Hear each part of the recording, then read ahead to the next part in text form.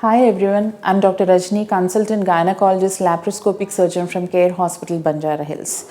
So now today we are going to talk about PCOS and infertility. Now this latest technological development with social media, a lot of girls know what is PCOS. It is polycystic ovarian syndrome.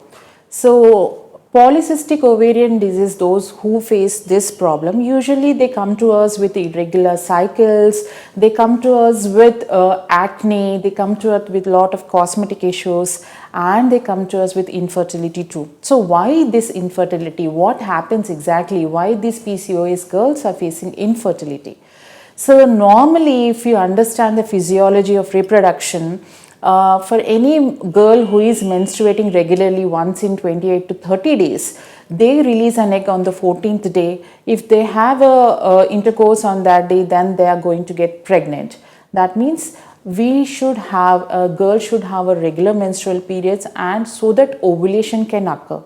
In PCOS, because of multiple follicles, there is hormonal imbalance, there is androgen excess. So because of which the periods become irregular. Because of this irregularity, if you are bleeding once in 2 or 3 months, then ovulation may or may not happen, and even if it happens, it may happen once in 3 months or such. That means compared to a normal girl who is menstruating every month, she has egg release every month. But in PCOS women who are having this irregular periods, they are menstruating once in 3 months, the egg may or may not release, and there is a problem of anovulation. Even if the egg releases, it may not be healthy. So that is the main reason in PCOS patients who face infertility is because of the anovulation. So what next? What should they do? So commonly what we see is PCOS patients, they're usually overweight, they are obese, sometimes even lean patients can have PCOS with infertility.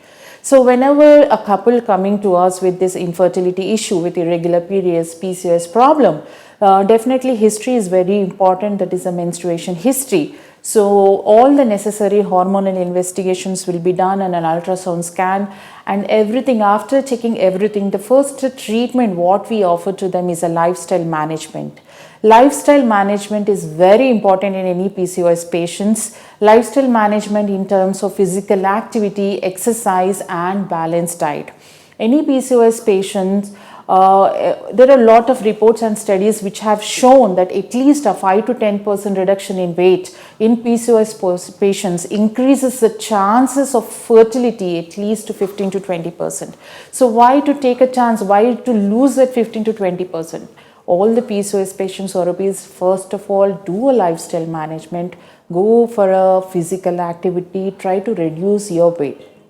But please don't do dieting, don't do excessive amount of dieting. Go on a good balanced diet where you cut off lot of carbohydrates, where you cut off fats and try to take more intake of proteins, more intake of green leafy vegetables, fruits which has lots of antioxidants in it, which help you to ovulate at the correct time and help you to produce good quality eggs.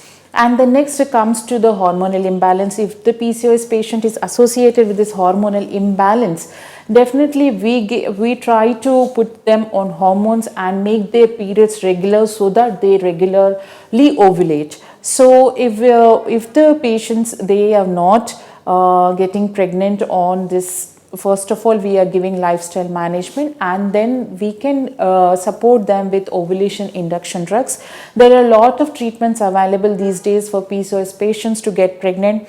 So initially, basically, we start with a very low dose ovulation induction drugs, and we track the egg, how it is ovulating, whether the egg is releasing or not.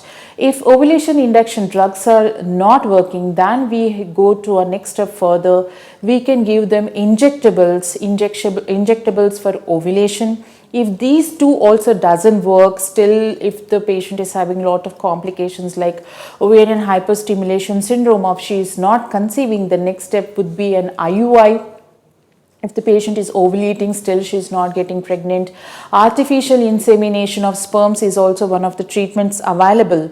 When everything is said and done, when the lifestyle management is not working, ovulation induction drugs are not working, when other modalities of treatment like injectables, artificial insemination, IUI is not working, the last final step would be a assisted reproductive technology, that is IVF. So that is a last resort where they can go for it and conceive. So PCOS patients, girls who are suffering with PCOS patients, definitely take a call, go on a lifestyle management and take proper treatment with your gynecologist, and go for a good treatment and take care. And one more thing I want to tell to the all adolescent young age group girls. See, once PCOS is diagnosed, we suggest them go for a lifestyle management. But my suggestion to the all adolescent age group girls is start lifestyle management from now on. Even when you are not a PCOS patient, go for a regular physical activity. Do a little bit of walking, exercise, and include your diet with all necessary nutrients, like take lots of fruits every day, and cut off all the calories, carbs, maida, junk food, pizzas, burgers. Please cut off all those things and try to inculcate a good, balanced, healthy diet from now onwards. So prevention is better than cure. Any kind of lifestyle management definitely helps you in prevention of PCOD, and also it will prevent all the problems associated with PCOD. Thank you.